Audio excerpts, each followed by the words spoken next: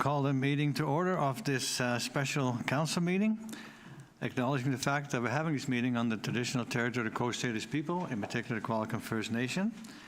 As far as the agenda is concerned, we have a couple of amendments, and you've got a package that says council waive notice for the addition of the following items to the agenda for the July 23rd, 2025 special council meeting.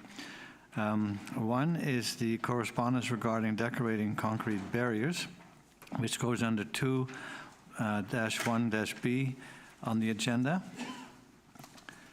And then there's the RDN study for municipal boundary adjustment, and that is 2-1-C.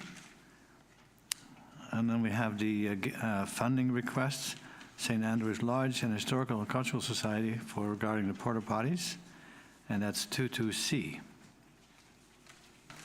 And then we have the 2-2-B gift to Qualicum First Nation regarding support for their medical facility.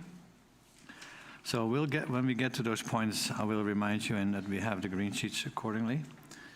So with that, any other changes to the agenda? Then the agenda is adopted as amended by consent. Corporate Min, Ms. Svensson. Thank you, Mayor Westbrook. So we have before you as your late item the respectful workplace policy. The Director of Human Resources was going to come down and speak on that. So if you don't mind, could we go to the next item and then I will just send a message to her that we're ready? Would that be okay? Sure, we can move that around with council consent, that we change the order a little bit. So the next one is the, and I'm looking for Mr. Sales. There he is.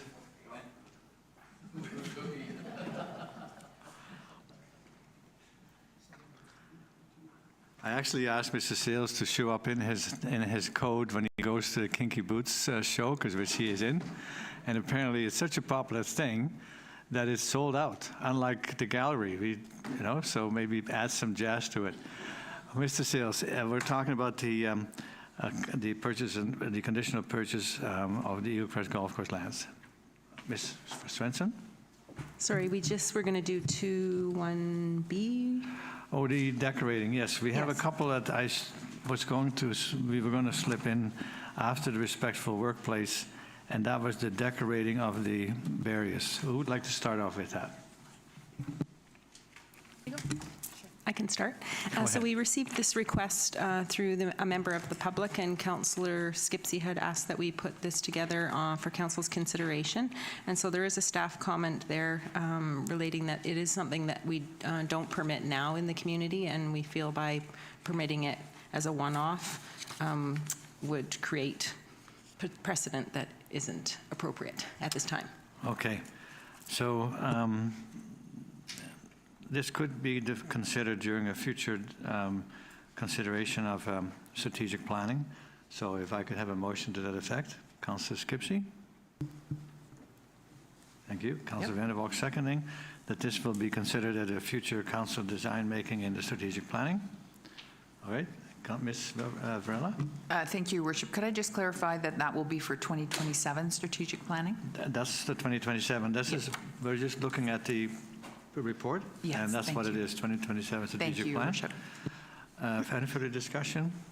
Oh, two hands. Councillor Skipsey. Yeah, well, I just wanted to mention that I've also received requests for other, I don't know if it's TELUS or BC Hydro, sometimes some of those infrastructure boxes and whatnot are not as attractive, so maybe we could look at doing how we would deal with all of those items at the same time. Okay, the motion talks about this specific item, and I think we can make that as a friendly amendment, that we look at other opportunities like hydro boxes. That'd be okay? Councillor Harrison. Yeah, so I think back to the previous term where we had people painting rocks and leaving them on the side of the road. And one of the issues here is that for the next 5 years, I'm sure it would look lovely, but what about 10 years from now? Will they still be painting it? What about 15 years from now, 20 years from now? Who's responsible in 30 years' time? And I have a hunch that the folks who want to paint now will not be around in 30 years. So I do think one of these things, this is one of the things which sounds lovely, but when you think about the long-term interests of the town, is this something that we expect staff to do after the folks move on or move out of town? Or do we just wipe it off, and then at what cost? So this, for me, is one of those things which sounds really nice, but I actually think that the realistic implication of our staffing operation impacts is so significant that it's probably not something we should advance. Thank you. If this motion passes, then we'll discuss that in 2077. But good points, thank you. Any further discussion? All in favor? Opposed? Councillor Harrison opposed. Thank you. And I think there was another one from the RDN we're going to deal with, the study for the municipal boundary adjustment. Ms. Ferrer.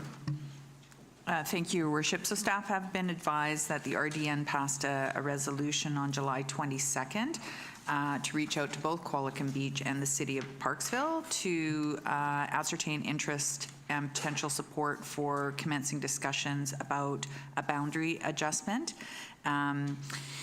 We have put a recommendation forward that's up on the screen for you that the town of Qualicum Beach reply with correspondence to the RDN with copies to both the City of Parksville and the Ministry of Housing and Municipal Affairs, advising that the town of Qualicum Beach has no capacity in 2025 or 2026 to consider a municipal boundary adjustment with respect to encompassing French Creek portion of Area G. And further, that should the RDN wish to proceed with commencing a study or studies that explore this opportunity, that such an initiative be directed to the town of Qualicum Beach 2027 strategic planning process for future council decision-making. Thank you. So I would move that. Seconded, Councillor Vanderwalk. Discussion. Councillor Harrison. Just to the chair, because he sits at the RDN board. I know when we say, oh, a consultant could do that, it actually involves a lot of our staff capacity as well. It's not a free thing. But if the RDN wanted to fund a consultant, which would reduce a significant amount of the staff work, would that then change the recommendation? So if the RDN said, we're going to fund someone to do the work for you, and I just see Ms. Varela's hand up. Yes, I can answer that, but I'll let Ms. Varela speak to it. Thank you, Your Worship. So it would be a significant piece of staff work. Often a boundary adjustment discussion can be more intensive than an OCP process. So given what is currently on staff's plate for 2025 and 2026, that's why the recommendation is before you for future council decision-making in 2027, if this was something council wanted to advance. Thank you. And the one comment that the consultant made, which is highly regarded, Mr. Nielsen, Alan Nielsen, he talked about what type of inclusion that would mean. And because it's just about all residential, and there's some infrastructure concerns, that he actually said, why would anybody take it in? It would be difficult to justify that. So he actually answered part of the questions that we'll be dealing with for us. We've had some experience when we took in Eagle Crest and Chartwell and Water to Sandpiper, that there are a lot of concerns with the infrastructure that's in place there. And as far as the tax base, and that would be difficult for us to justify. Maintaining a bridge would be another issue. So we think that sending this response, we're not saying no, we're just saying we don't have the capacity to examine all that. And the consultant that was hired would be working for the regional district. We would have to present our case, so there will be a lot of staff time involved. Unless council is basically saying, no, we're not interested in even considering it, which would save a huge amount of time from both staff perspective for both them and for us. And that, after listening to the presentation, is basically what I would say. We're not interested.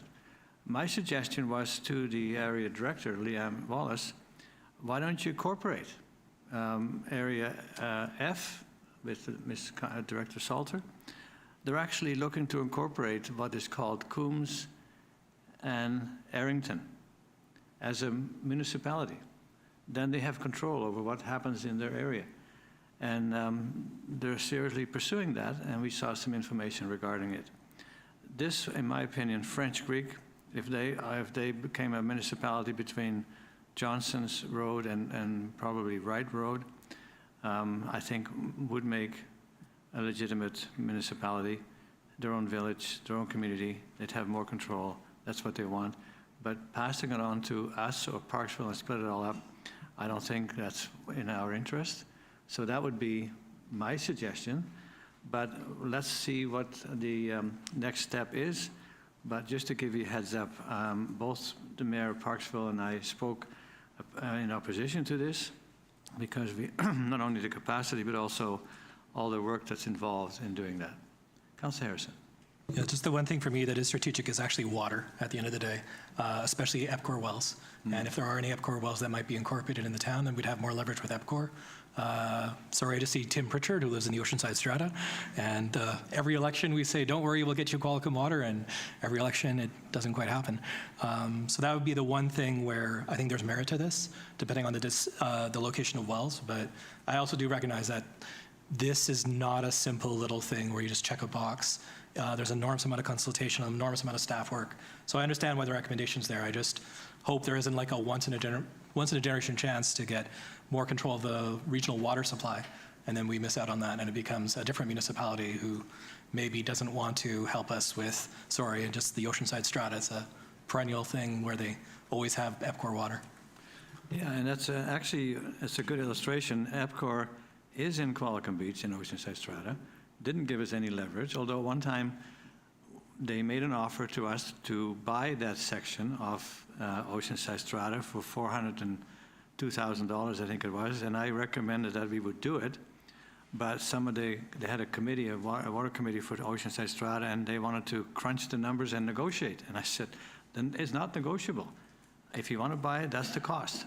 And I thought it was a reasonable price. You wouldn't get that for half of it. They wouldn't be able to buy that for double of what they asked for then. So it's going to be very difficult. But I believe that the contract with the water provider expires in 4 or 5 years.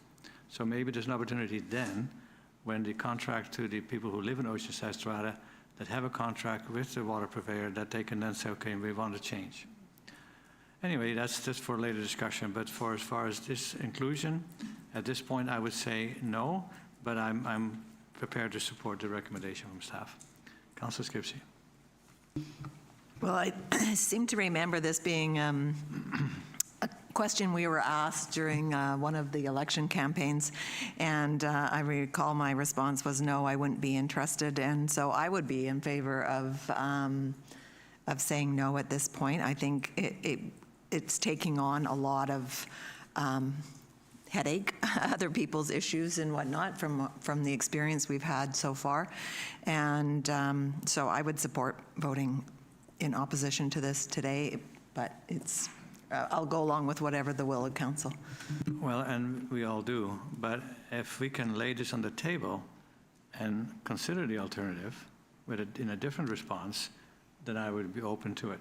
So if you wish to move that it be laid on the table so we can discuss the alternative that you touched on. Okay, a motion to move to lay on the table. Councillor Vanderhoek seconding. Discussion on that. Councillor Harrison. Yeah, I just think that the problem here is that the staff memo basically talks about French Creek. I'm not interested in French Creek, but I am very interested in the land north of our fire hall and moving towards the underpass, because that's a lot of undeveloped land right by a highway, which could have a lot of institutional uses 20, 30 years from now. Not right now, I can't think of anything, but maybe if there ever is a hospital when we have 100,000 people in Oceanside 30 years from now, that would be the most logical location, because there's enough space you can actually build. So if it's just French Creek, yeah, okay, we're not interested. But if there was some other land that is very strategic in the long run, that might be a different conversation. But I'm just looking here at the whereas clause and then that the town, and it says encompassing the French Creek portion of Area G. That's just why I still think the strategic planning 2027 kicks the can down the road enough that, forgive me, it'll be a new council, who knows? Who knows, it'll be a new board too. So I do understand that we're not interested right now, but there might be, if Area G wanted to get very interesting, because there's no services there, I think it would be less of a process. If it's French Creek, that is a very involved process to get everything up to municipal standards with the water and the roads. And we've seen with Eagle Crest too, like we inherit their water mains, and now we have some pretty big bills. So that's just the only thing where, if there was going to be a broader conversation of Area G, maybe. If it's just French Creek, especially if it's French Creek in the bridge, then it's really not in our interest. No. So you're speaking against the motion to lay on the table? Thank you. Councillor Skipsey. Yeah, well, it's not just water, it's also drainage, right? That seems to be an issue. And I would just mention that most of the land that's behind the fire hall is owned by forestry companies, and so I'm not sure that there would be much opportunity to bring it into the municipal boundaries anyways. But And actually, the area where our well field is, called the Berg well field, is already owned by the town. We bought that from Mosaic years ago. Okay, so on the motion to lay on the table, all in favor? Motion is now on the table. You're opposed, I'm opposed, but the motion is to lay this on the table to discuss the alternative. So Councillor Skipsey, would you be prepared to make an alternative motion? well, I think it would be to notify the other parties that we are not interested in a boundary adjustment to encompass the French Creek portion of electoral area G. Thank you. Ms. Svensson, is that good? Okay. And you seconding that? Discussion on that. Councillor Harrison. So I do agree with that. I just wish we'd have a broader conversation potentially, but I also recognize how busy staff are. So I don't actually support that, because I do think there could be some interesting horse trading in the future. But at the same time, I don't disagree with the direction of no thank you for French Creek. Yeah. Thank you. So on that motion, for the discussion, all in favor? Opposed? Councillor Harrison opposed. That motion carries, so the one on the table simply disappears. Thank you. Ms. Svensson, remind me, was there another one that was as a late item that we could deal with at this point? Yes, Your Worship, if we could go to the Director of Human Resources, Agnieszka Worzybok, to deal with item go back to that. 2.1a. But I was asking if there was more under the green sheets that we put in there between. No, they'll come later after Yeah. Finance. Okay. Thank you. Ms. Worzybok, go ahead. Good afternoon, Your Worship. So I am here to present an important update on to our workplace policies, and specifically adoption of the new respectful workplace policy. Thank you. That will replace anti-bullying policy that's been in place since 2014. Why do we need to make this change? The previous policy, while compliant at that time, is outdated at this point and not compliant with WorkSafe BC regulations requirements, but also doesn't follow best practices in terms of supporting workplace conduct, environment for safe and psychological safe workplace. This update also reflects our ongoing commitment to maintaining a safe and inclusive and respectful workplace. So what this new policy, updated policy ensures in terms of WorkSafe requirements? It provides clear definitions, clear examples of behaviors that are acceptable but also not acceptable. It outlines a very clear step-by-step reporting process, outlines employer responsibilities, supervisor responsibilities, and also responsibilities for the Human Resources Department, and our commitment to fair and timely investigations. The new updated policy also incorporates WorkSafe BC emphasis on prevention, training, and employee awareness. It also uses a broader language, so the scope of the policy is expanded. It addresses not just bullying and harassment, but any other forms of disrespectful conduct in the workplace. As the next step, once the policy is adopted, we will provide a training for all staff, for all managers and supervisors, Part of the HR commitment to revamping and modernizing our onboarding system, we already implemented the mandatory respectful workplace training for all staff, so that's already happening, but we will be providing training to all staff on a regular basis. This policy will also be revised on an annual basis. It is not a strict requirement, but it is considered best practice, especially for organizations with unionized environment or municipal settings, so exactly our case. So I believe this policy represents our proactive and thoughtful step towards supporting our employees and the organization's respectful and safe work environment. And we recommend that Council adopts this policy that will replace the anti-bullying and harassment policy from 2014. And we will be able to implement this policy across the organization. And I'm happy to answer any questions. Thank you, Mr. Worsibach. Questions to Ms. Worsibach? Ms. Varela?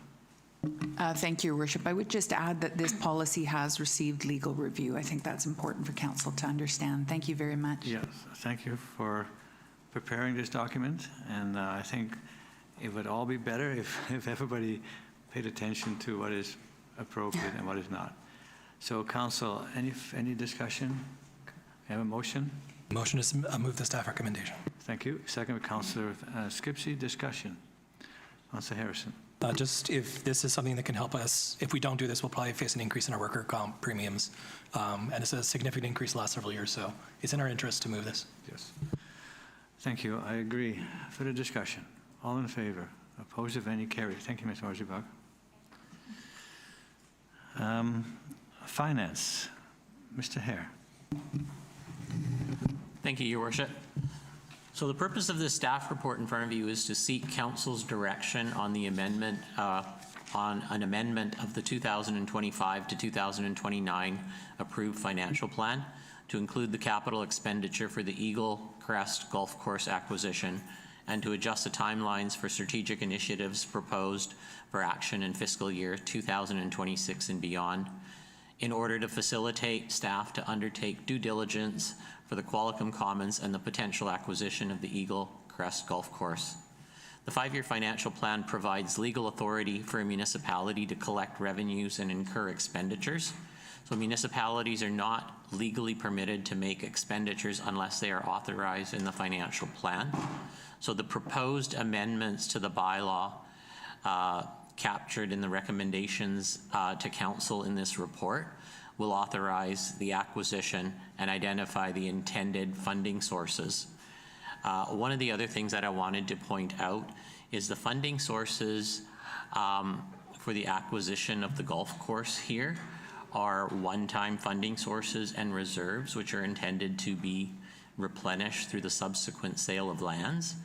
And they would not qualify or would not be appropriate to use those funding sources to address the infrastructure funding deficit, which is another challenge that council and the community faces in terms of financial challenges.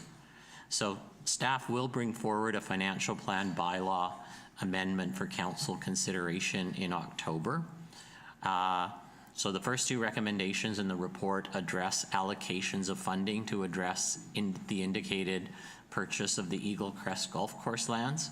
And then recommendations 3 to 9 propose work plan adjustments that are required to address staff and financial capacity to support the acquisition.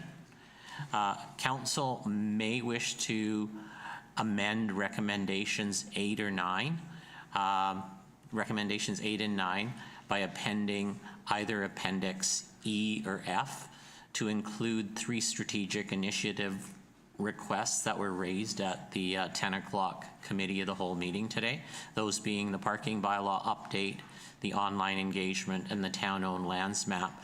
So if Appendix E were to be appended, then these would be put off for consideration until 2027. And I believe if Appendix Appendix F was amended, then these would be brought forward for consideration in 2026 strategic initiatives. So with that, I will I will open it up to questions, Your Worship. Any questions from council? Councillor Harrison. Yeah, just a few. So for the therefore be resolved in number 2, just in terms of the funding, the reason I knew how much was in our CAC reserve is I was looking this up the day before in the middle of the night, and there's $375,000 in our CAC reserves. So we're seeing the first bullet point is $650,000 from our CA reserves. So how is that funded specifically? Because it doesn't line up with our audited statements. Mr. Hare. The 375 is basically the last installment that we're receiving on basically the outstanding CAC for development in Qualicum Beach. However, if I could turn your attention to page, I believe it's 45 of the financial plan, we have substantially more available in our CAC. So I'm just going to that page right now. And so page 45, the community amenity contribution opening balance for 2025 is 973, and it's anticipated to be about 1.2 million at the end of 2025. Okay. So my issue with that is just that there's a huge discrepancy between what we just voted on for the audit statements. And I'm wondering, is the Affordable Housing Reserve included in that CAC reserve? Yes, it is. We'll need to separate it out in a future year. However, that is included in the $1.2 million. Okay, just the reason why I'm confused is that in our audit statements, those are 2 separate reserves. So why are they the same reserve in our financial plan? As I mentioned, Your Worship, through you to Councillor Harrison, it's a correction we need to pick up in the next financial plan, when we do our 2026 financial plan. So then shouldn't the motion actually read where it's broken down, where those funds are coming from, just so it lines up with our audited financials? Just because there's a discrepancy, in my view at least, with what we said when we got an audit done. This is where the money's coming from, and then the resolution is a little bit different. I'm just thinking we might just want to add like exactly what reserves based on our audited financials, where the money's coming from. Mr. Hare. So Your Worship, through you to Councillor Harrison, I believe the resolution is correct. The money is coming from the community amenity contribution reserve. Currently, I don't believe we have a statutory reserve for affordable housing. Yeah, so I just refer back then to the May meeting with the actual agenda that we signed off on, and that was the audited statement. It does have them broken as separate non-statutory reserves, right? So shouldn't our resolution reflect the audited statements? That's just my question. Mr. Hare. I'm not saying you can't take the money. I'm just saying, shouldn't we break it down where it came from? Yeah, the motion itself does not indicate that it's coming from the reserve. It's just saying it's coming from community amenity contributions, and we had included it. I had referred to the financial plan and not the statements themselves, so we could amend it to indicate that it is coming from the affordable housing contribution, if that's council's desire. Okay. Anyone else? Questions to Mr. Hare? Go ahead. No, go ahead. Sorry. And then I'm just looking at the land reserve and the parkland reserve fund. So those are both statutory, and they're basically cleared out based on again, just looking at the audited financial statement. And statutory reserves have to be replenished, I believe. And please correct me if I'm wrong. Non-statutory don't. That's sort of like the will of council. But I think statutory, you're required to, over time, replenish it. So do you know how long it will take us to replenish based on what staff are thinking for, the long term? How long are we going to sell land? And then is it going to come from taxation? Just curious how that's going to be repaid. Sure. Mr. Hare. So, Your Worship, to Councillor Harrison, there isn't a requirement to replenish it unless the bylaw itself stipulates the contribution that's required to be made to the reserve. And I don't recall what the exact bylaw requirement is for the contribution, but that's an annual contribution. However, the resolutions here do indicate council's intention to replenish those reserves from the subsequent sale of lands. And then just the last one, just for the funding sources too, DCC's open spaces. Maybe the problem is I'm looking at the audit statements, because there the DCC's, it's a non-statutory reserve, developer contribution reserve of 104,000. So I'm just curious where that 700,000 comes from. So again, that is from DCC contributions to for open spaces, and that is actually not a reserve. It is, and if I referred to it as a reserve, my apologies here. DCCs are typically held in deferred revenue, and then recognized as revenue and used as a funding when they're used as a funding source. Just the last question for funding is, okay, so this funds the purchase of the golf course. What happens when we have to upgrade irrigation, address the clubhouse, buy equipment? Will that come from the town, or will that come from the operation of the golf course? And how long would it take for that to be paid back? So basically, like the day one, day two operational investments, is that going to be subsequent sale of land as well? Or is it going to be taxes, or how are you paying for that? Thank you, Mayor Westbrook. Through the chair to Councillor Harrison. The day one question, or year one question, is not answered in this resolution, and that's part of the due diligence that's currently underway. So that would include things like a building inspection to determine what the upgrade requirements are in the first place, to look at the condition of the course to understand what the upgrade requirements would be. So that will be an evolving conversation that Council's involved with. Today, this amendment is simply about the $8.5 million purchase price. Thank you. And for what it's worth, I believe there's enough land available for sale without ruining the golf course, so to speak, but that we would cover not only the purchase price, but we also have a number roughly to improve the fairways, the greens, the building itself, equipment. So we will have a reserve. I believe about 2.3 million is needed to set aside for those expenditures without having to go to the taxpayer. So with that, any other questions? Councillor Harrison. So yeah, so I'll just be voting against this because I think firstly, we're spending way too much money. And secondly, for a council which prides itself on enforcing the OCP, this is a pretty egregious deviation from the OCP. It's all recreational, it's not residential. So I'll be voting against all of this. Thank you. So with that, can we make this one motion, or do we need a whole bunch of separate motions for each area? Ms. Svensson? Your Worship, you can make it as one if council's in agreement. Okay. Councillor Skipsey, Councillor Young, discussion. All in favor? Opposed, if any? Councillor Harrison opposed. Motion carries. The next item, and there is a couple of additional items that we were given in green sheets. And I'm just looking to, and one is the gift to the Qualicum First Nation. Ms. Svensson, that was, I think, at this point. Thank you, Your Worship. So that's late item 22B, and that's that council authorizes a gift to the Qualicum First Nation to support their medical facility with the purchase of waiting room chairs to be funded through Strategic Initiative Collaboration Qualicum First Nations and SAM, up to a maximum of $2,500.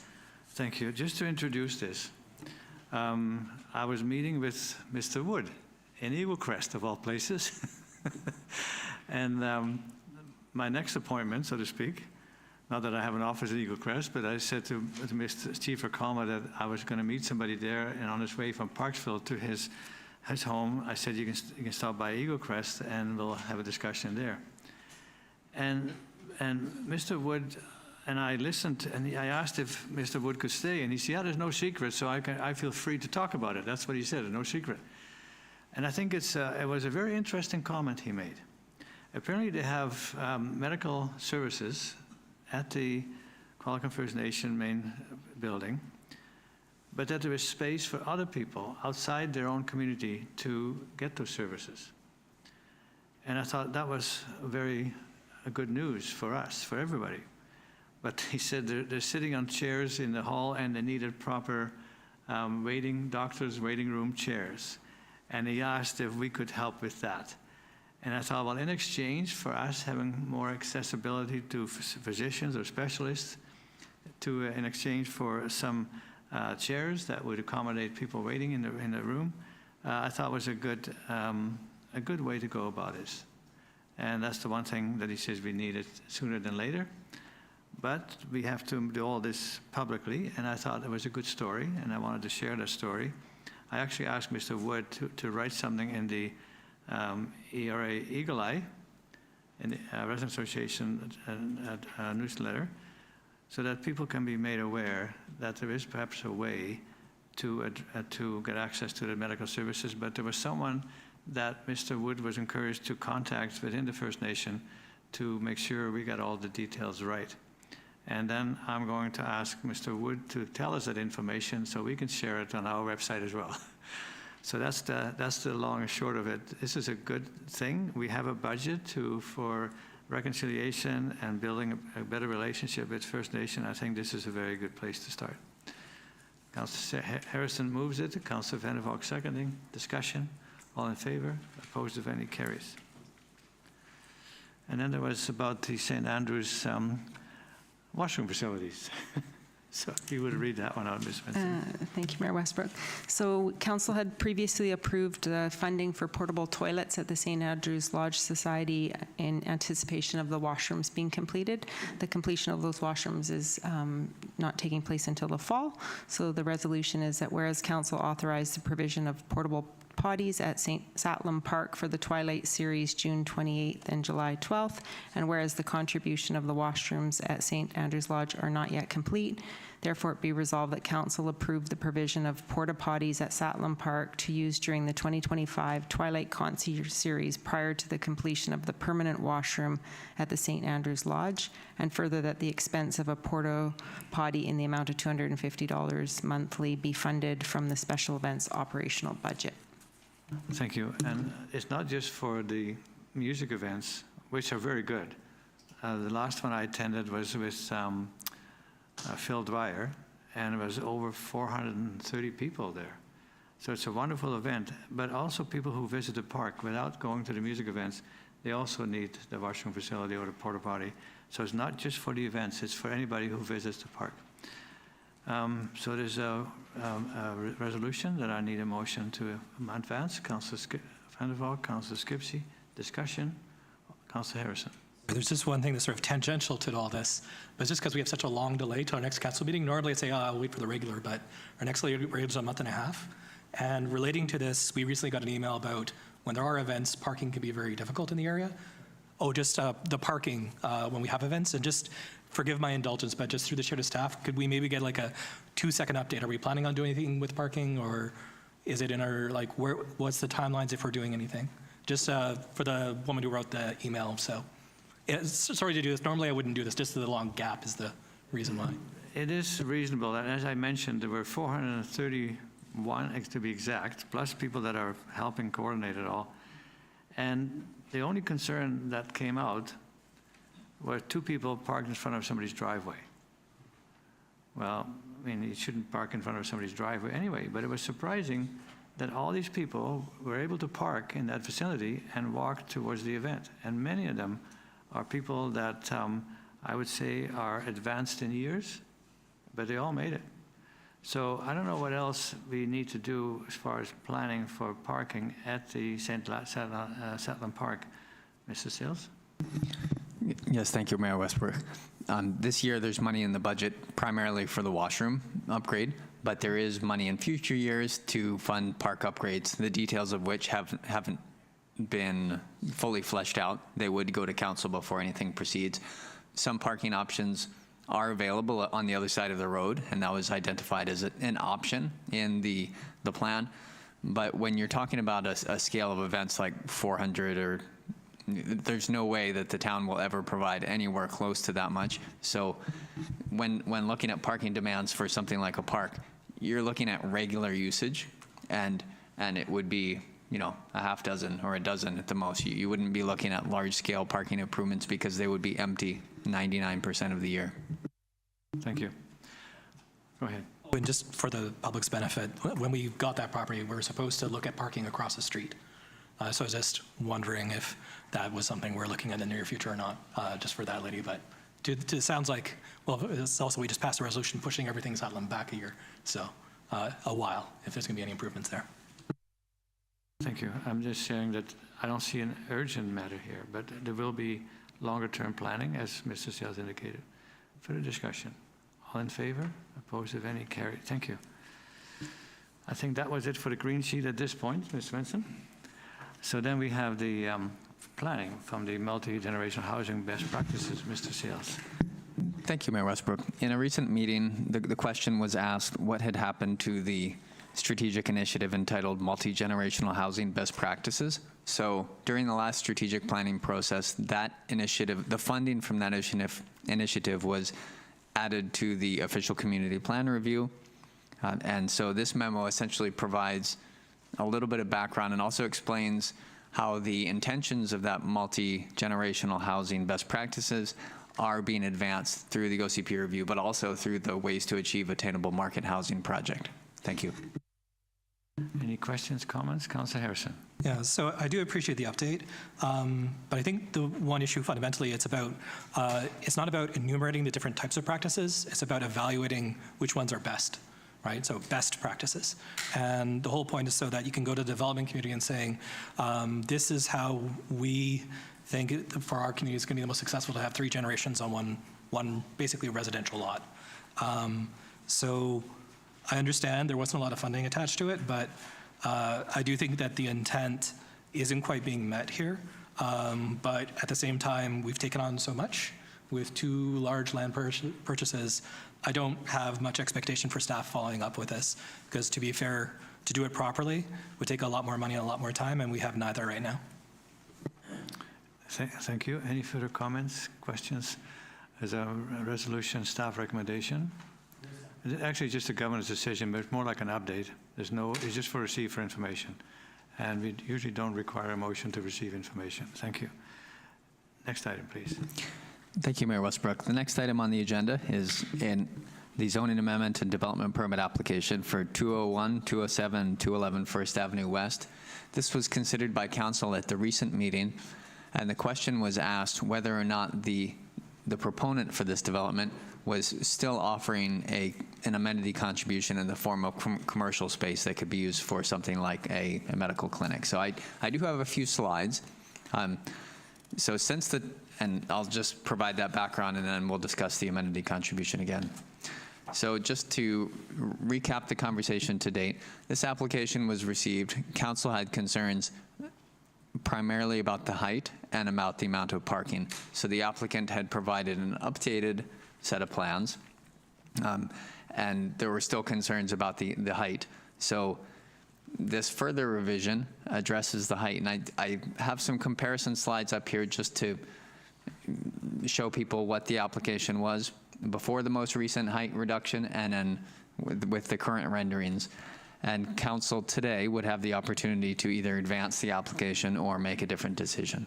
So from the perspective of the intersection of First and Beach, that would be the southeast corner of the project.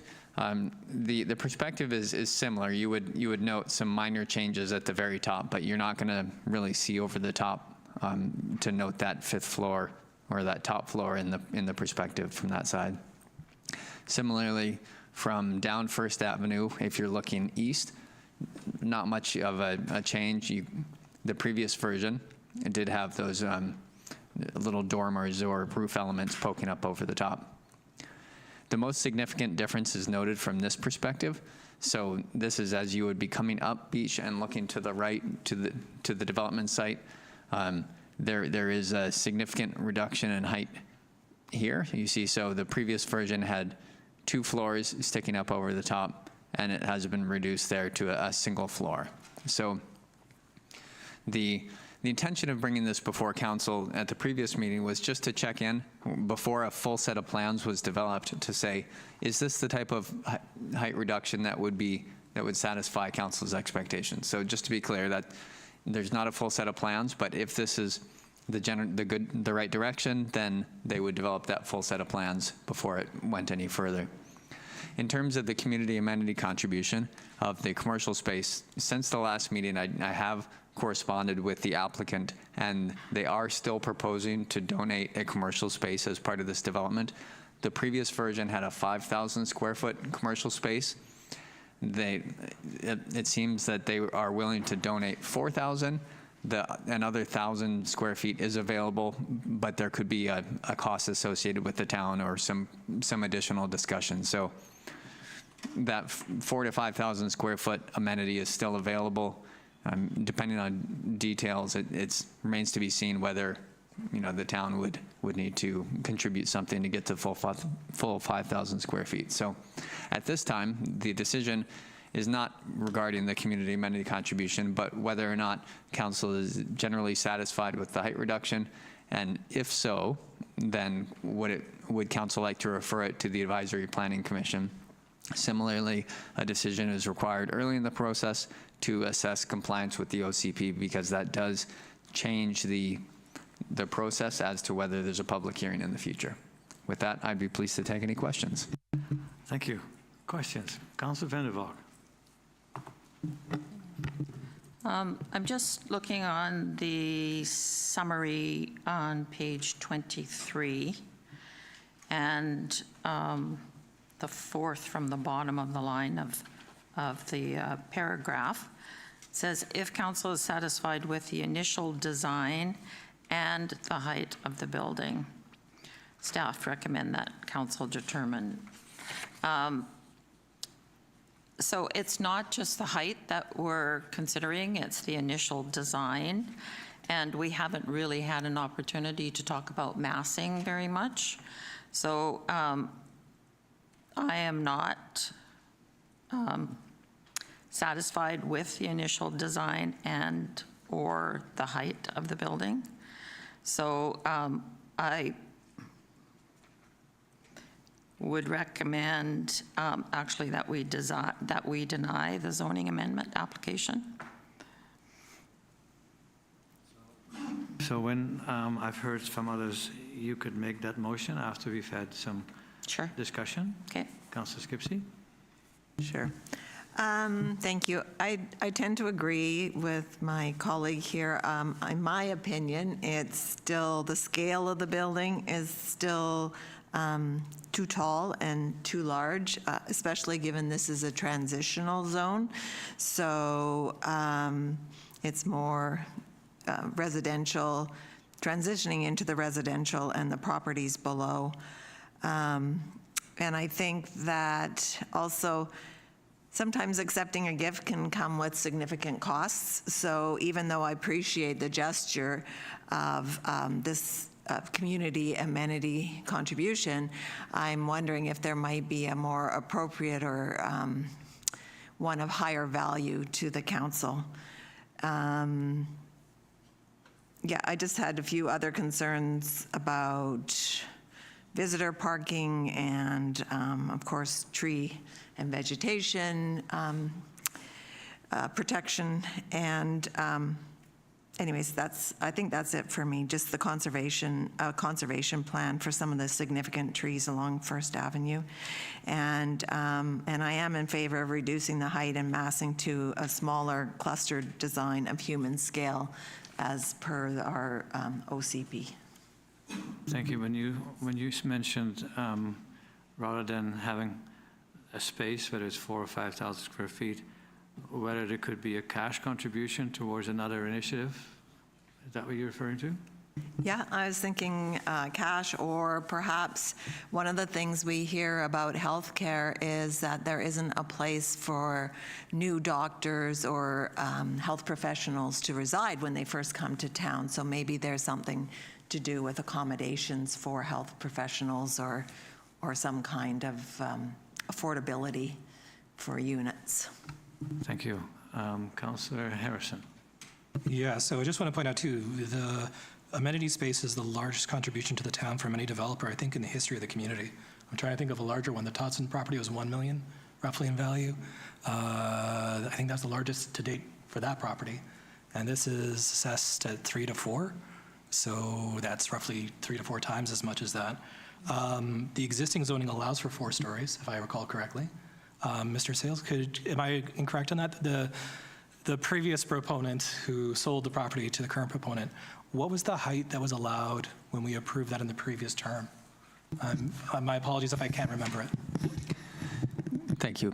Through the chair, it was 3 stories. I'd have to look up the details. If you continue your conversation, I'll have a number for you. Thank you. Okay, because I thought it was 3 stories on the front facing, which becomes 4 essentially in the back, which is basically what this is, right? It's the exact same height, essentially. So to say that it needs to go a further story lower than has already been approved for the zoning doesn't seem to make a lot of sense to me. You can talk about density, that's fair, but the building height is basically in line with the existing zoning from my recollection. And again, staff can correct me if I'm wrong. My apologies if I'm getting this wrong, but I do recall what was proposed last term was 3 stories from first, not 3 stories from the back.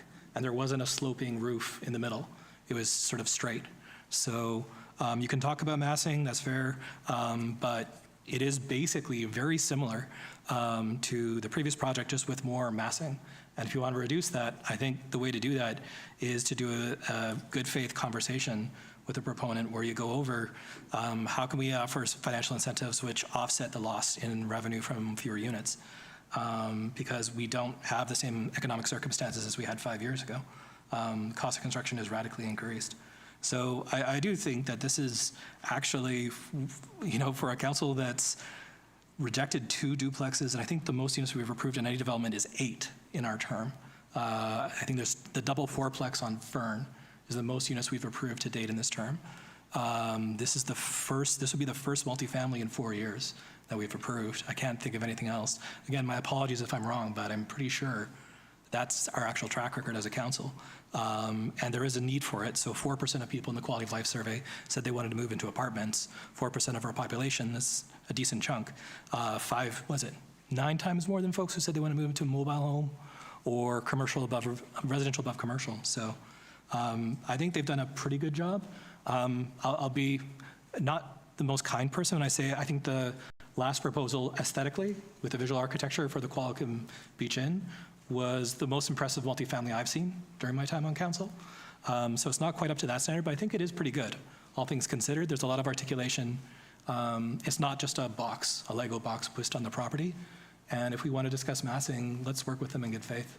But I think this complies with the OCP, and I have no problem referring to this the APC, because it's not even first reading, it's just going to the APC.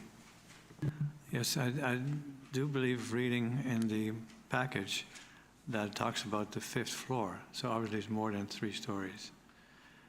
Councillor Young.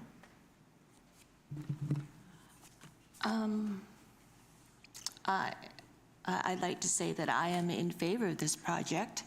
I feel that the province legislated for us to have more density, and we are an aging community where a lot of our seniors would like to right-size and move out of their larger homes into a condo unit and be able to walk around town, walk to services, walk to everything, and not have to drive. I understand that at the East Village, they already have a waiting list for more condos that would be available for people. And they're local residents, not out-of-towners, but for local people. I feel that we had the College Heights presentation, and yes, that is a massive build in a residential area. But this build is in our downtown core. And so this larger building would not be out of place. And to be able to also have this density, it would be really good for the economy of the downtown of Qualicum Beach, especially like, for instance, the merchants on First Avenue that have seen really slow growth on First Avenue. Now we're going to have more activity on First Avenue too. But overall, I like the density that's achievable by this, and I appreciate that the developer has lowered it by a floor, and I'm just saying thank you. Thank you. Further discussion. Councillor Van der Valk. Yeah. Well, the proposal is now for 3 stories over parking. So that's actually 4 stories. And then there's a very high roof, which is almost making it at the back 5 stories. And there, if it's supposed to be a transition between commercial and residential, the building you can see there, the only space really between the 1-story, I don't know what you would call them, duplexes, I think they are, at the front there, at the north side. The lane is right there, and the building is right there, 5 stories essentially, and then there's 1-story buildings here. And if you look at some of the sections and elevations, this is a massive building. The site coverage is, according to the table that is on page 206 of the June 18th regular council meeting, it's a 66% parcel coverage, which is very high parcel coverage. And at that time, I'm not sure if this was before or after the 3 to 4 from 5 stories, but 20.6 meters. So from the existing zoning, it is quite an increase in the height. And I think that it doesn't fit in, again, it doesn't fit in with the surrounding neighborhood. And it's all well and good to say, well, this is a neighborhood where it's on the downtown, on the edge of the downtown, actually uptown, it's supposed to be uptown. But it is still a neighborhood, and there's people that live in the surrounding area that are going to be negatively impacted by this. And in terms of the contribution space, I think the best contribution that the developer could make is to build quality housing that fits within the neighborhood, that they can be happy with, and that the town and the neighborhood can be happy with. We're trying to encourage people to live in the uptown, and yet if we have buildings like this that are essentially blocking people's views, are overwhelmingly larger than human scale, are shading huge parts of the properties below and to either side, actually, I think that there can be better done. And if the 5,000 square foot contribution is more a contribution towards providing a quality building that fits in with the neighborhood and is of human scale, then I would say I'd prefer to do that. Thank you. Any further discussion? Councillor Harrison. Well, I just point out, too, that just down first, we have Berwick.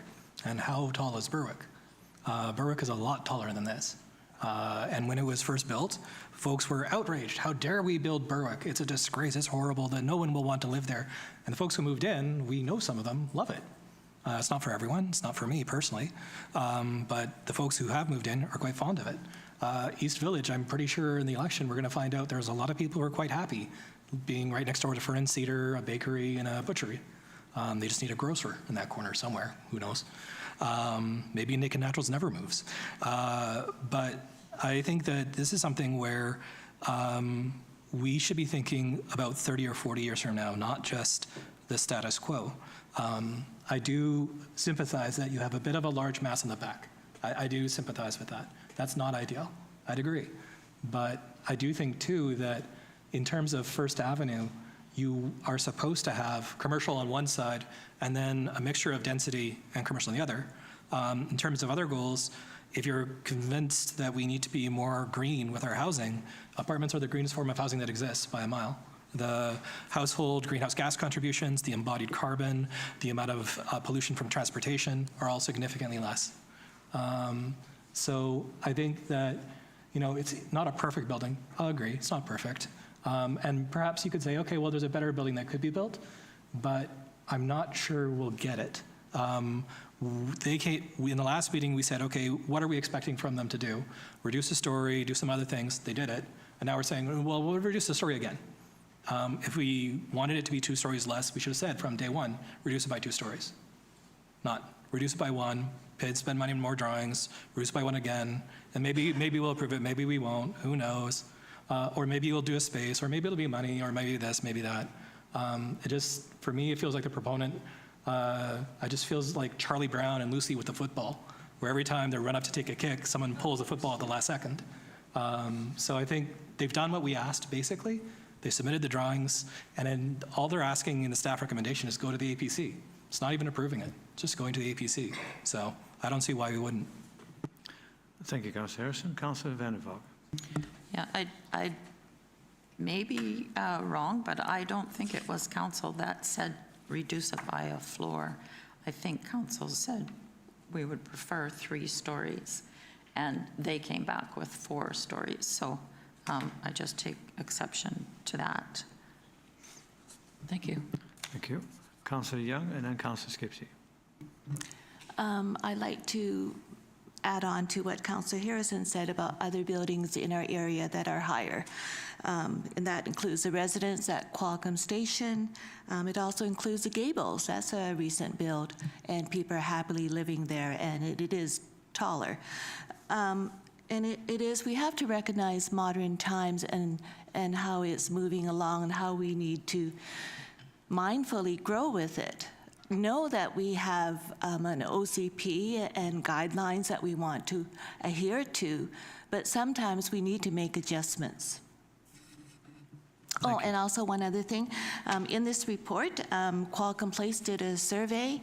I would like to have staff look at to see how credible is that survey, because in that survey, 75.5% said they appreciate that Qualcomm Beach needs more rental. 80.4% says they would be supportive of Qualcomm Place. So I'd like to see how credible this survey is. Is there a way to find out how credible the survey is, Mr. Sales? Thank you, through the chair, to Councillor Young's question. It's hard to determine without knowing exactly how it was conducted, who conducted it, and how the analysis was done. I think in terms of whether or not the development is appropriate, the survey, knowing how statistically valid the survey is probably not material to that decision. Thank you. Councillor Skipsey.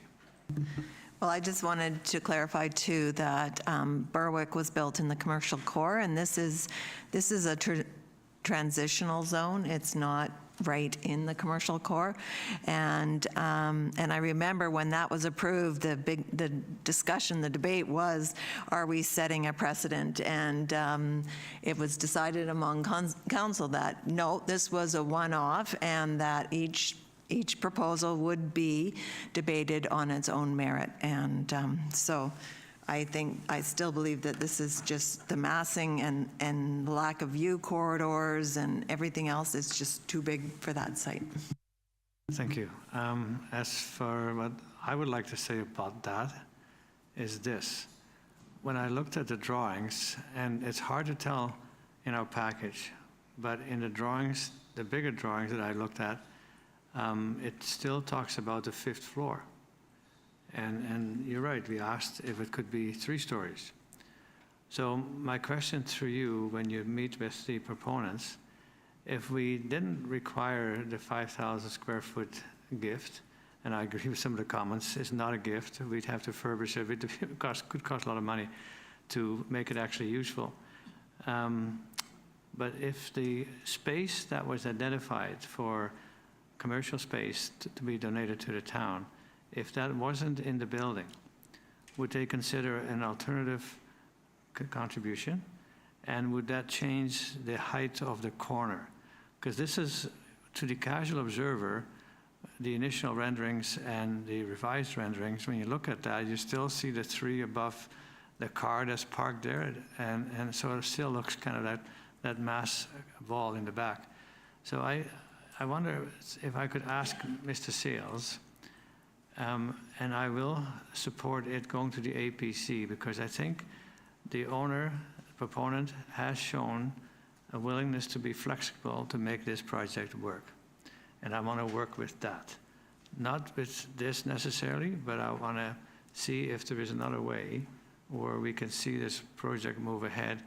It would go to the APC, but I would like to ask, through you, whether there's an alternative way to make a community contribution, and whether that would change the look of that corner, because that's so prominent, how that, as you drive up Beach, it's pretty massive. And we talk about not having massive buildings in that type of a neighborhood.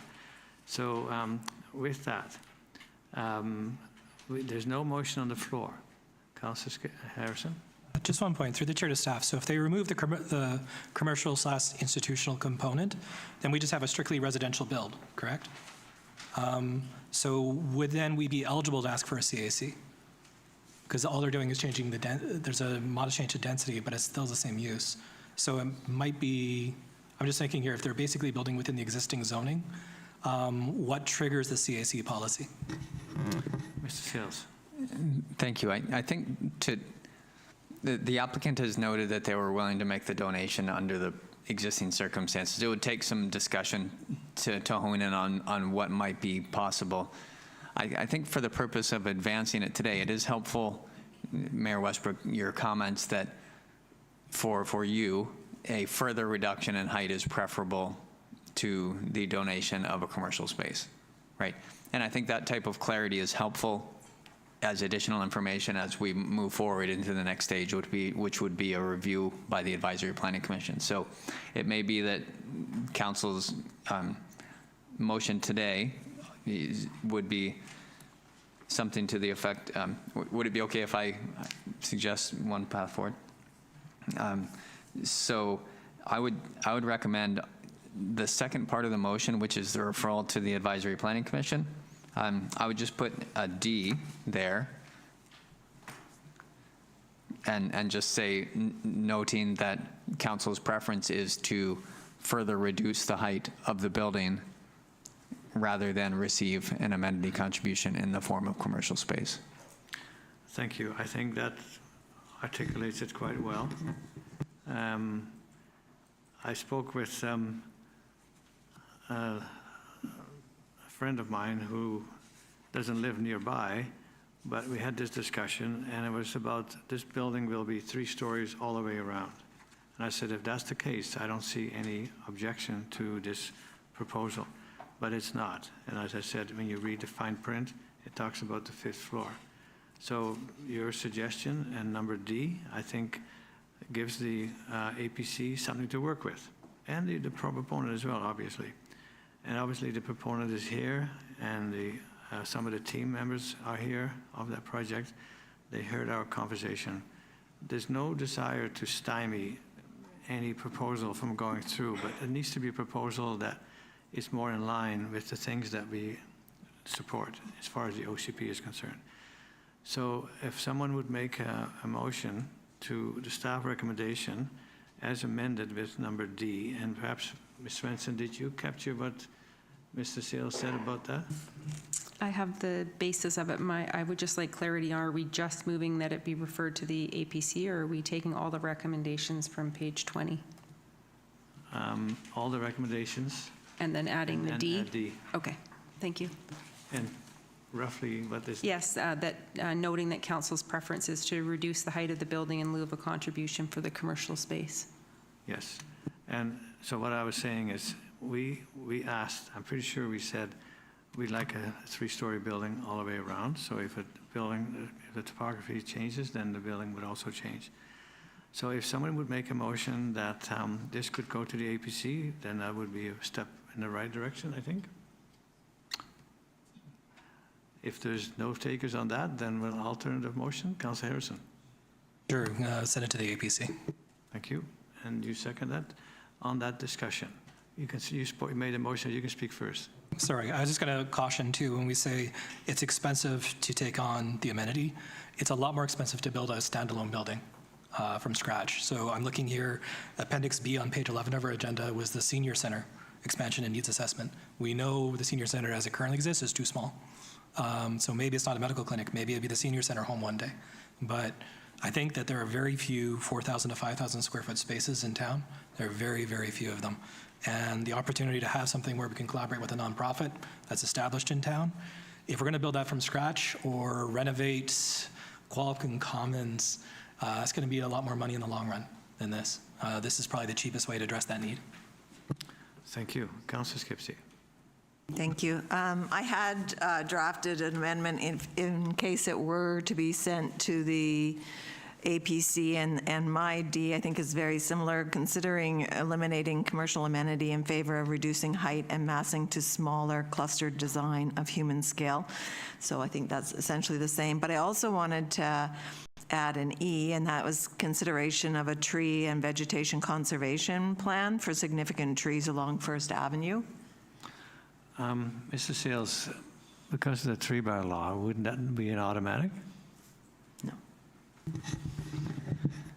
Thank you. The tree bylaw states that if council approves a development permit that requires the removal of the tree, then they can apply for the permit and remove that tree. Okay. So mine is more around the conservation, and perhaps if their setbacks were reviewed, there may be more space for the preservation of some of those arbutus trees along First Avenue. If you want to make an amendment to add that, you can make a special motion to amend what's on the floor. Go ahead. So I would amend to add E, consideration of a tree and vegetation conservation plan for significant trees, bracket arbutus, along First Avenue. And that's seconded by Councillor Van der Valk. Discussion on the amendment. Councillor Harrison. Yeah, just through the chair to Mr. Sales, how much space is needed to protect the root system of an arbutus tree? Now, there's getting technical. Mr. Sales, do you know the answer to that? Thank you. Through the chair, not off the top of my head. You know, some trees are more sensitive than others, and that's something that would need to be detailed in a tree assessment. Thank you. Okay, so just a quick rule of thumb for most trees that they're mirrored. The root system roughly mirrors the scope of the foliage above. So you think of that space, and then you can't really disturb the root system, so you're gonna need more space than that. And suddenly, how much space are we talking about? So that's just why I have an issue with that.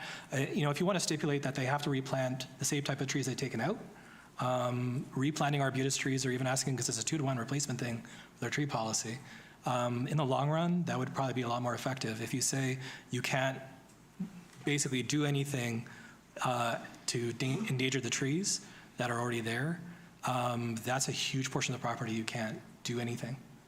So I just caution, like, if we're going to have that resolution, maybe we should do our due diligence and talk to an arborist first to see what the actual impacts are.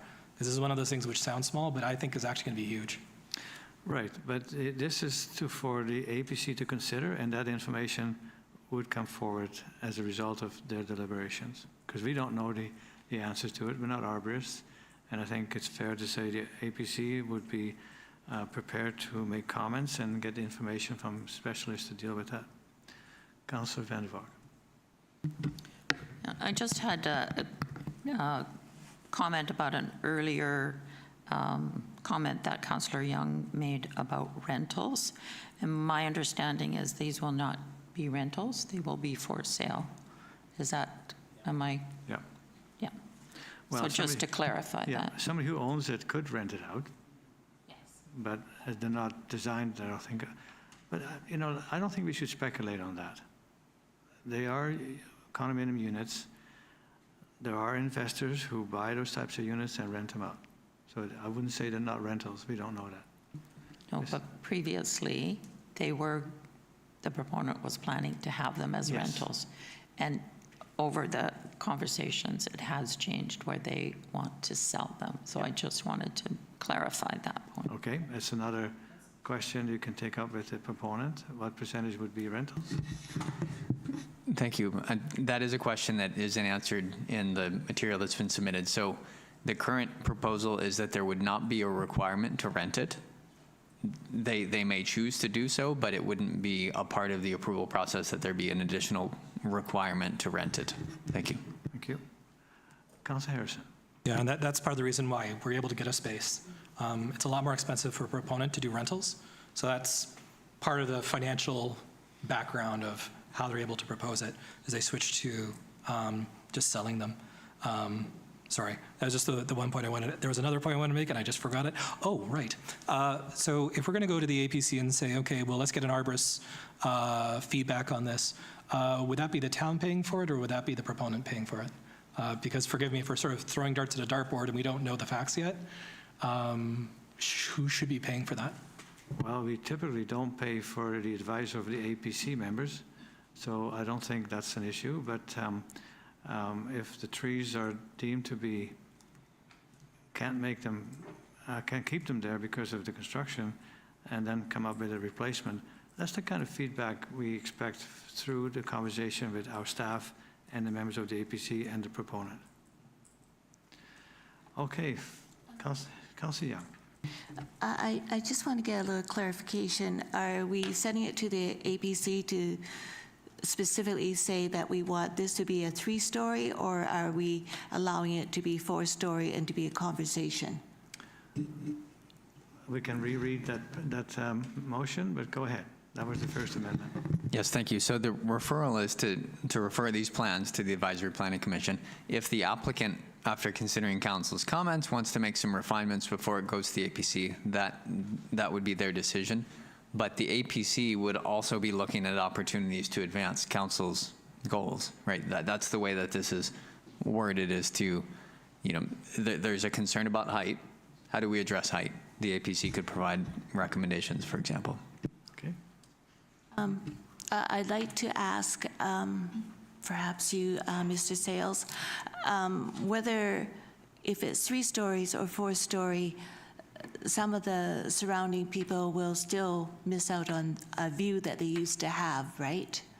So I've heard from professionals that are in architecture and everything else that have said to me, if people want to save their view, they ought to have bought that lot.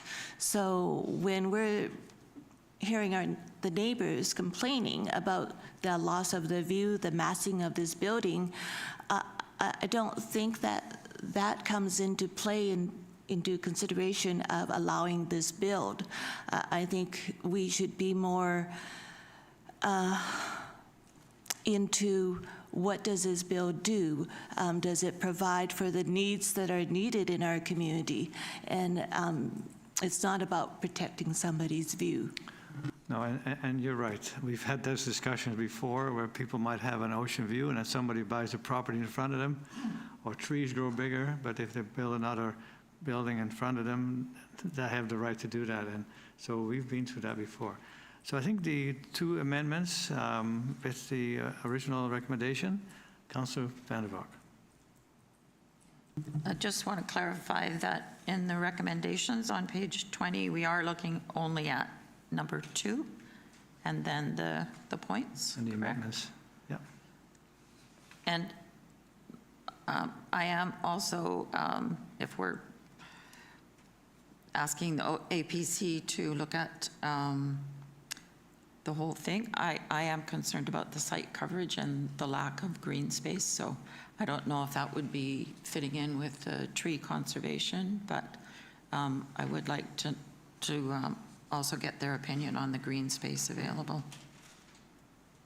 Thank you. Could that be duly noted, Mr. Sales, when you meet with the APC and with the proponent after this meeting, that that's one of the issues that was raised? Okay. Thank you. I think we've debated this pretty well. I would like to come to a conclusion on this debate. If I could call the question. Councillor Harrison. Just one last thing. It is a deviation now from the actual zoning. In the OCP, it's transitional commercial. This is supposed to have a commercial element to it, not just be strictly residential. No, that's not true. It doesn't have to be, but it should be.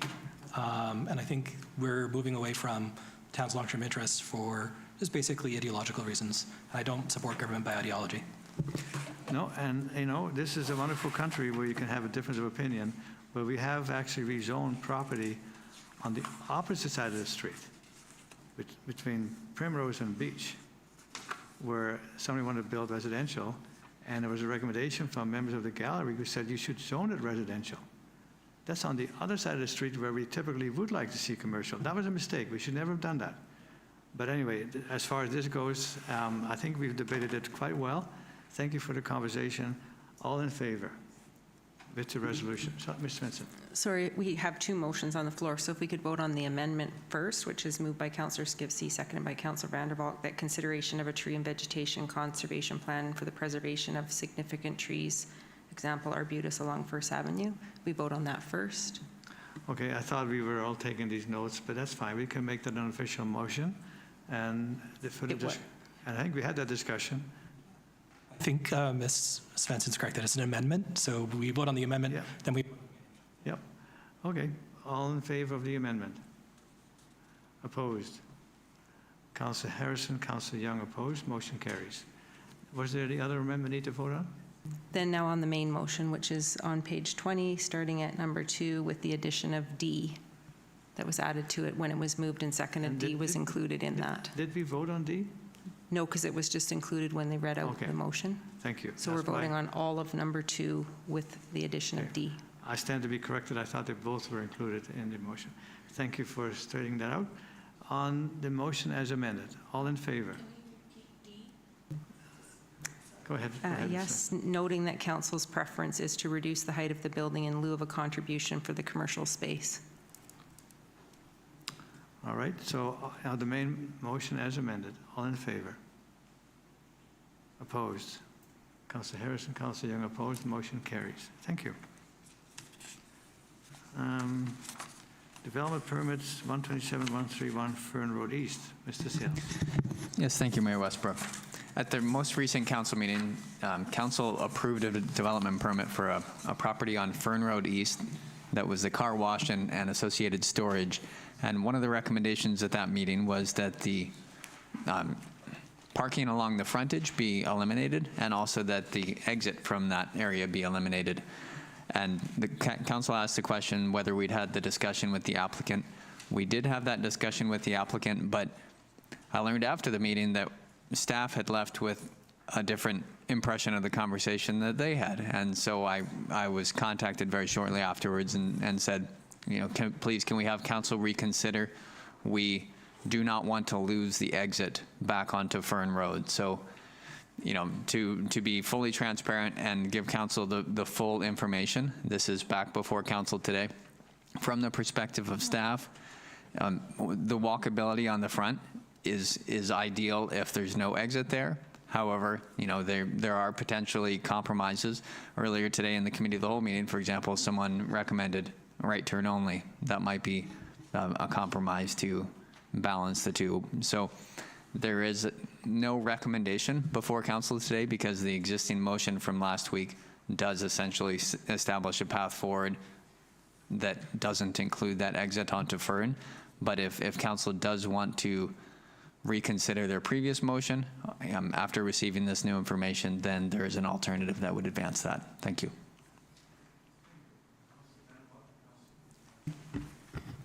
I'm just wondering what the rationale was for why the proponent felt so strongly that they wanted that exit.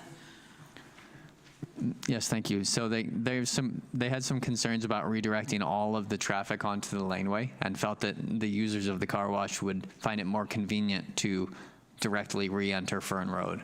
And so for them, it was a user convenience preference. Councillor Harrison. I just point out that it's right next door to the entrance to the PharmaSafe parking lot, basically, which is interrupting the flow. And that's, was it one of the 3 busiest PharmaSafes in Canada? So it gets gets a fair amount of traffic, especially as we develop with Naked Naturals. So I'm fine with the right-hand turn. I thought that was a reasonable suggestion. And then, getting rid of the parking in front is a good idea. But I think it's reasonable to rescind it and then just do a right-hand turn. Councillor Young. Councillor Skip. Thank you.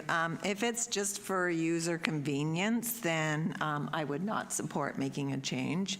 I think that there's a lot of impervious surface on this proposal, and having a bit of landscaping is a welcomed addition. I did have one question about off-street parking. It said in the proposal on page 31 that there was 14 parking stalls plus one loading bay in the proposal, and I just don't see 14. And then I guess the follow-up to that question would be then, would there be room for some parallel parking in the frontage of this property so that if somebody did come, they could park along the roadway? Yes, thank you. I'm not 100% clear how they got to the count of 11. 11 significantly exceeds the parking requirement anyway. So what I would note is that there's parking in the back here. You know, there's 5 parking stalls that are like essentially in the garage. And then there's parking in the detailing area. And so they may have been counting those as well. It still meets the parking requirement regardless, but it seems like a relatively high number. But in answer to your other question, yes, with the elimination of these 4 stalls here, you would regain essentially 2 parallel parking stalls there in the front.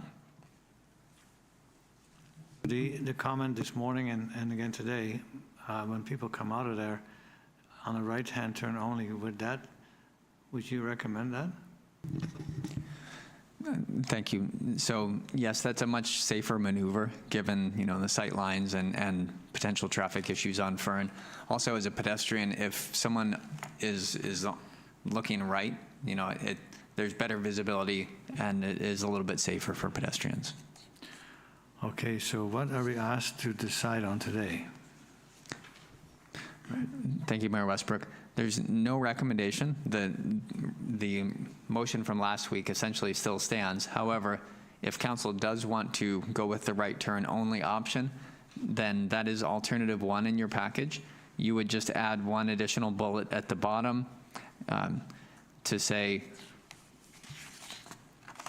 exit onto Fern Road, be right-hand turn only. Thank you. I would suggest that would be a reasonable amendment. Councillor Harrison? Yeah, I'd move alternative 1 as amended. Okay, with the right-hand turn. You second that? Thank you. Discussion. Councillor Harrison? Yeah, so I'd support this because I'd feel really terrible. Last time I got my teeth cleaned, the woman who did it had a 14-year-old son who dreams of owning in Qualicum Beach a car wash detailing business. And I just told her that there's something that might be approved in the near future, and if so, you should look for work in about a year. So it was one of the weirdest dreams I've heard from a teenager, but God bless. I do think this is something like we're seeing an erosion of light industrial. This fits in with the town. And I think the compromise of getting rid of those front parking spaces, putting in a much longer row of essentially a shrubbery in front, it's going to be a right balance, because when I drive down Fern, there's a mixture. No property has the frontage set up the right way. So I think the 2 axes is a reasonable compromise where maybe they lose some parking that they would have liked, but you find a balance. Thank you. Councillor Van der Valk? Just wondering, I can't tell, I don't know if I have the larger, oh, there it is. So the lane that's closest to the building that goes past the detailing, would it then only exit to the front? Would be my question, because that's what it's showing now, and it seems to me it could be more confusing if somebody wants to go the other direction, then they can't. Yes, thank you. So If it's, if it's for safety and people not, we'll just leave it at that question. Thank you. Thank you. So the laneway or exit on the west side of the property is not wide enough to accommodate two-way traffic. I'm not totally sure I understood the question, but was that what you were getting at? No. No. Sorry. If you look at the directional arrows that are for that lane that goes past the detailing, then my understanding is the exit has to be along the west to Fern Road, rather than they don't have the option to go to the front, or to the lane, rather. Is that correct? So then if people can only turn, if they come out Fern and they can only turn right, then they're going to have to go, well, depending where they want to go, but if they're going to have to dipsy doodle to maybe get where they're going. So my question is that only, that lane only No, I see it, exiting yeah. through Fern Lane, Fern to Fern? It's been a long day. I think we're getting a little to the minutia, but answer the question and we'll call a vote. Thank you. So that, you are reading the arrows correctly. That's what I'm seeing on here too. I don't see that people won't follow that rule. I mean, No. they'll go either way. Yeah. But more importantly, what is their movement when they re-enter Fern? Thank you. Okay? All right. Are you ready for the question? I'm not sure. I'm not sure? Okay. Ms. Vincent, can you tell us what we're voting on? Thank you. We're voting on alternative 1, which Yeah. is on page 30 of your package, and we've added D, which is exit onto Fern Road East, or sorry, the exit onto Fern Road East be a right turn only. Right. Are you ready for the call on that question? All in favor? Opposed? Councillor Skipsey, Councillor Vandervalk opposed. Motion carries. Thank you. Let's see what else we have. I think that's all we do. Motion to close. Motion to close. Councillor Harrison, Councillor Young, all in favor? Opposed, if any, carried. Thank you. We can